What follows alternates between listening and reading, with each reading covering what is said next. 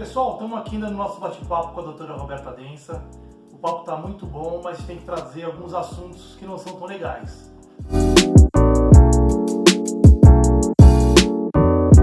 Doutora, eu queria falar um pouquinho sobre violência contra o idoso, né?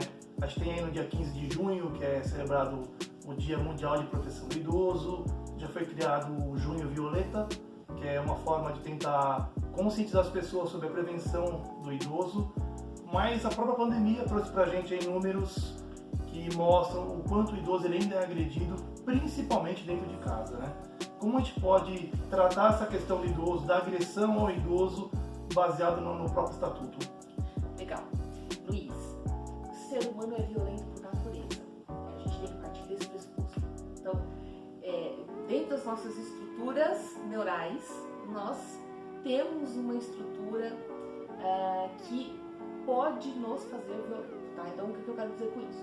Se alguém, por exemplo, vier me abordar e me agredir, eu vou agredir. Então, assim, o que eu quero dizer é que a gente... Exato, a gente naturalmente tem este sentido de violência, né? O maior problema da violência em qualquer lugar do mundo, não é só no Brasil, é dentro de casa, né? Onde isso chama mais atenção no primeiro momento? Crianças e adolescentes. Porque crianças e adolescentes, especialmente crianças, a depender da idade, sequer conseguem expressar.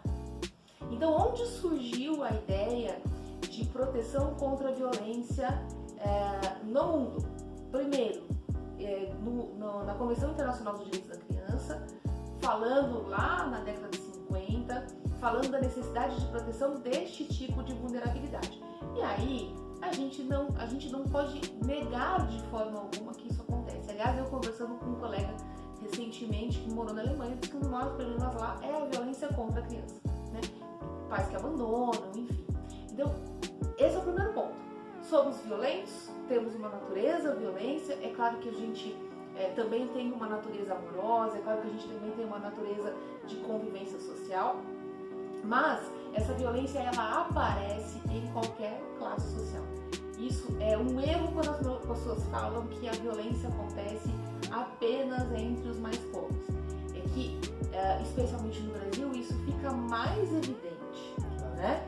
Mas também acontece, especialmente em relação às crianças, nos lares mais ricos, né? Então isso não tem necessariamente a ver só com uma questão econômica. Esse é o primeiro ponto.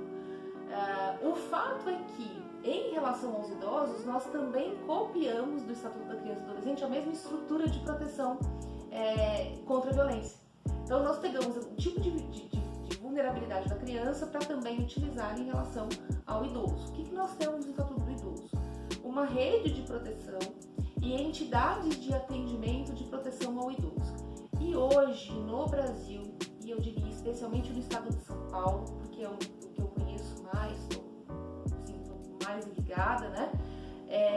O Ministério Público é que tem feito esse papel mais diretamente. Então, se hoje uma pessoa sabe de uma violência contra o idoso, vai haver um membro do Ministério Público ali em prontidão para que essa pessoa receba logo de início as primeiras as denúncias, enfim, isso vai vir pela delegacia, mas é o Ministério Público que de fato age mais diretamente. Então esse é um ponto bem importante, assim, o trabalho do Ministério Público tem sido muito forte, né? E a gente tem as entidades de atendimento, que as pessoas chamam de asilo, acho que é um nome ruim, né? Mas enfim, eu vou chamar de entidade de atendimento, que é aquela entidade que vai receber o idoso vítima de violência, né?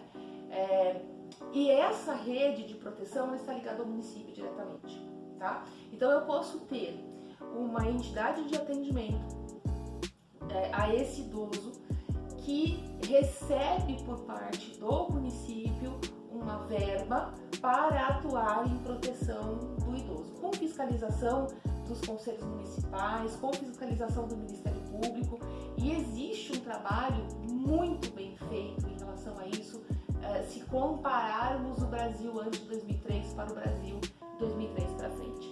Por quê? Porque nós diferenciamos os problemas. Crianças e adolescentes, rede de proteção da criança e do adolescente. Idosos, rede de proteção do idoso. E, claro, de forma parecida do ponto de vista estrutural, mas isso que eu acho uma coisa muito importante, é saber organizar e saber quem vai atender. Então, hoje, se um idoso sofre violência, é muito mais fácil falar. Antigamente, nós não tínhamos sequer essa voz. Era difícil, né? Se eu chegasse na delegacia e falasse assim, olha, então, o idoso sofreu violência, o delegado está com milhões de problemas, ele vai dizer ok. Né? Então, hoje, não. Hoje, você tem, inclusive, os crimes que são cometidos contra os idosos. Você responsabiliza uma porção de pessoas que estão dentro dessa rede. Legal, bacana saber.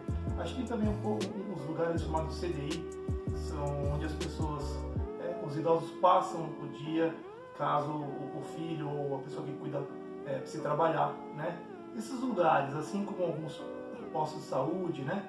Seriam os lugares adequados para receber esse tipo de denúncia, já que o idoso passa um tempo ali? Qualquer lugar. Inclusive, esse lugar, ele pode ser, o CDI ele pode ser um bom local para saber se o idoso está sendo vítima de violência, porque às vezes ele não fala, né? Você vai só perceber os hematomas. Sim. É como a criança, né? Ou às vezes até o momento que o idoso está longe do agressor, que ele tem condição de falar. Às vezes ele não verbaliza, mas ele tem como demonstrar. Luiz, aqui tem uma coisa muito importante, porque as pessoas dizem assim, mas por que o idoso não fala, né? Porque existe, do ponto de vista também nosso, psicológico, da psicologia, a gente precisaria conversar com alguém mais a fundo sobre isso, mas existe um certo bloqueio, um certo medo, porque eu dependo daquela pessoa, às vezes eu dependo daquela pessoa, né? E mais do que isso, existe uma questão emocional, uma fragilidade emocional maior em algumas dessas pessoas. A gente precisa entender assim, né? Porque alguém vai dizer assim, mas é vítima de violência, por que não sai dali? Não é tão simples quanto parece, né? Então, não é um discurso proselitista, né? É um discurso que a gente precisa reconhecer a diferença entre as pessoas.